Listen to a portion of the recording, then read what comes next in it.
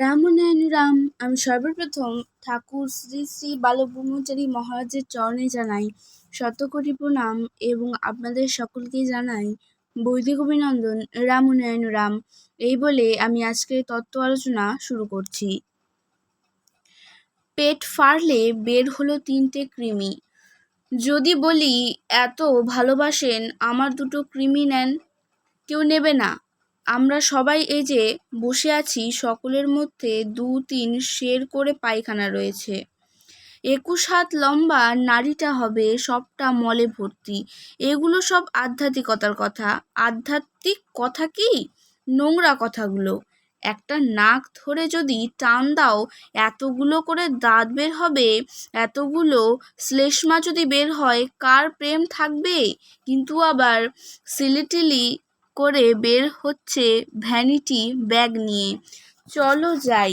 আধ্যাত্মিকের কথা হচ্ছে নগ্ন কথা। লজ্জায় কেউ বলে না এই নগ্ন কথা। দেখো তো, স্বামী দেবতা, স্ত্রী ভগবতী ব্যবহারিক জীবনে সাজানো অবস্থায় রয়েছে, সব ফুলদানির মধ্যে সাজানো রয়েছে। কিন্তু এটাই তো শেষ নয়। সৃষ্টির কারণে আমরা ঘা খেতে খেতে দৌড়াচ্ছি। আমরা নিবৃত্তির চিন্তায় সবার পিছনে ধাইছি। জানি এগুলি কিছু নয়, তবুও ছুটছি। কেন?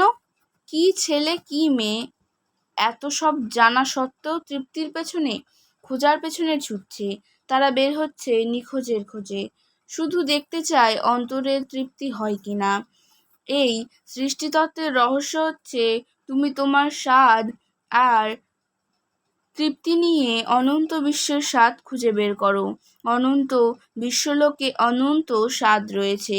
সেই স্বাদের জন্য ধারা অনুযায়ী যাতে অগ্রসর হতে পারো, তার জন্যেই এত ব্যবস্থা।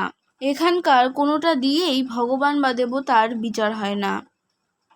যে দেবতা বলবে ফুল ভালোবাসি, এটাও তৃপ্তি, এটাও কাম, তাহলে কি দেবতা হলো না? তৃপ্তিই কাম।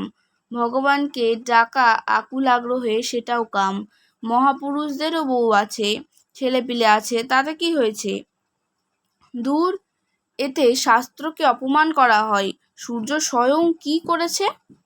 সূর্য তার নিজস্ব তাপ উত্তাপ দ্বারা, কিরণ দ্বারা, নিজস্ব শক্তি দ্বারা সৃষ্টির মাধ্যমে মাত্রার ভেতর দিয়ে গভীর সঙ্গম করছে। এই সঙ্গমে প্রকৃতি পুরুষের মাধ্যমে সূর্য নিচে আছেন। আকাশ বাতাস জল স্থল সঙ্গম করছে। সঙ্গম করছে কিভাবে? নব নব রূপে রূপান্তরিত হয়ে সঙ্গম করে যাচ্ছে। সেই ধারা আমাদের মধ্যেও রয়েছে। আমরাও একটা ধারাকে অবলম্বন করে এগিয়ে যাচ্ছি। যে কোনো বিষয়বস্তুই থাক, যে কোনো ধারাই হোক, সৃষ্টির নিয়মে আমরাও এগিয়ে যাচ্ছি।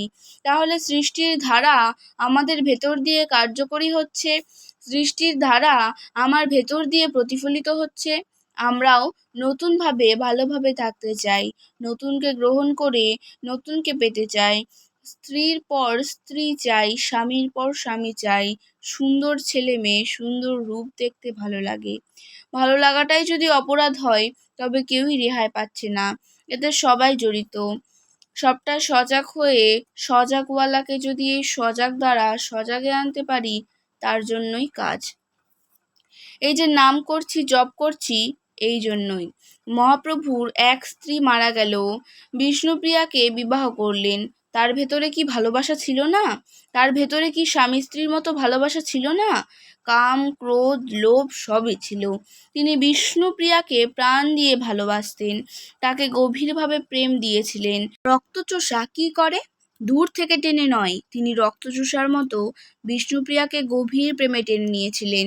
বিষ্ণুপ্রিয়া যে সদা সর্বদা অন্তরে অন্তরে বলতেন, প্রভু তুমি আমার নয়নের মণি, সে তো ওই গভীর প্রেমের জন্যই। মহাপ্রভু তার প্রেম শ্রদ্ধা ভক্তি ভালোবাসা নিয়ে অন্তরে তৃপ্ত হয়ে বলতেন, বাহ বেশ। আর হাঁ কৃষ্ণ হে কৃষ্ণ বলতেন। মা শচী দেবী এদিক ওদিক দিয়ে স্নেহ করছেন, তাও নিচ্ছেন। আবার ভক্তদের নিয়ে হা গোবিন্দ হে গোবিন্দ করছেন। মহাপ্রভু এইভাবে আপন প্রেমে মাতোয়ারা হয়ে থাকতেন। সূর্য যখন জল টেনে নেয়, তোমরা কি দেখতে পাও? আর আমরা কলসি বালতি করে জল নিয়ে যাচ্ছি। স্রষ্টা স্বয়ং কেমন করে নিচ্ছেন? স্রষ্টার নেওয়ার যে পদ্ধতি, এমন সুন্দরভাবে তিনি নিয়ে যাচ্ছেন, লোকচক্ষুর অন্তরালে ধীরে ধীরে বোঝা যায় না। নেওয়ার পদ্ধতি যদি অন্যরকম হতো, একসঙ্গে সব টেনে নিয়ে যেত। কি সুন্দরভাবে খাল, বিল, পুকুরের জল আস্তে আস্তে টেনে নেন, আর একটা মহাসাগর ওপরে সৃষ্টি করছেন, সেটা নীল আকাশের সঙ্গে মিশে রয়েছে। কয়েকটা সাগরের জল ওপরে রয়েছে, চোখে দেখা যায় না, কিন্তু কয়েক ঘন্টা বৃষ্টিরূপে পড়লেই অস্থির। আর 3-4 দিন সমানে এই জল যদি পড়ে, তবে একেবারে শেষ, দেশ ভাসিয়ে নিয়ে যাবে। দেবতারা কি করেন? এখানকার প্রেম, ভালোবাসা, জীবনের যাত্রাপথে আমরা অনন্ত মহাকাশে ঢেলে দিচ্ছি। এই যে ঢেলে দেওয়ার পথ, এতেই স্বচ্ছ ভাব তৈরি হয়, বিদ্যুৎ তৈরি হয়। দেখো তো, খালি জায়গায় বিদ্যুৎ, খালি জায়গায় শব্দ, খালি জায়গায় জল, তারপর বরফের টুকরো পড়ে, পাথরের চাকা পড়ে। অদ্ভুত সৃষ্টি, আমরা তো তারই সৃষ্ট বস্তু। কেন তবে আমাদের ভালোবাসার টানে সবাইকে টেনে নিতে পারবো না? বুক শূন্য হয়ে গেছে, ফাঁকা হয়ে গেছে। কেন? ফাঁকার জন্যই তো ভরপুর হতে থাকে। তখনই অনাহতে বিরাট ধ্বনি হতে থাকে, চারিদিকে আলোময় হয়ে যায়। এই ধ্বনি বিশুদ্ধে যখন আসে, অপবিত্র জল শুদ্ধ হয়। আজ আকাশ যদি না থাকতো, সব জল অপবিত্র হয়ে যেত। সেই চিরপবিত্রময় কি করছেন? সব জল ডিস্টিলট করে পবিত্র করে দিচ্ছেন। জন্ম হয় ক্লেদের মধ্যে, সৃষ্টি হয় ক্লেদে, রক্তে, মাংসে। এই ক্লেদের মধ্যেই সৃষ্টিতত্ত্ব। এই ক্লেদ হতেই আসবে সেই প্রেম, ভরপুর করে দেবে। এখানে শিলাবৃষ্টি হবে, এখানে সুরধ্বনি হবে, আপন মনে স্ফুরণ হবে, বিকশিত হবে, আপনিই জাগবে। আকাশের বুকে কত খেলা হচ্ছে, দেখছো না?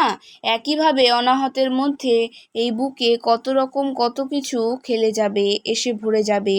আর আমরা কি কুড়ুচ্ছি? দ্বন্দ্ব, সন্দেহ, কলহ তৈরি করে কেউ শিখতে পারে না। যে যেভাবেই চলুক, কোনো কিছুরই দাম নেই এখানে। এখানকার এই ভালোবাসার কোনো মূল্য নেই। গভীর প্রেমে ডুবে থেকে সৃষ্ট বিষয়বস্তুগুলিকে টানতে থাকো, দেখবে সমস্ত কিছুর মধ্যে কিছু না কিছু ভালো রয়েছে। যত আশার, যত নোংরা দেখতে পাচ্ছ, তা হতে ভালোটুকু জানো, ভালোটুকু টানো। যে আবর্জনা দেখে নাকে কাপড় দাও, তাতেই ভালো ভালো কপি হচ্ছে। কাজেই যত আবর্জনা, তা হতে ফুটে ওঠে আলো। আজকের তত্ত্ব ও আলোচনা আমি এখানেই শেষ করছি। দেখা হচ্ছে পরের ভিডিওতে। ভালো থাকবেন, সুস্থ থাকবেন। রাম রাম। প্রতিদিন এরকম নতুন নতুন ভিডিও দেখতে হলে আমার চ্যানেলটিকে সাবস্ক্রাইব করবেন এবং পাশে থাকা বেল আইকনটি প্রেস করবেন। ভালো লাগলে অবশ্যই লাইক, কমেন্ট এবং শেয়ার করবেন। ধন্যবাদ।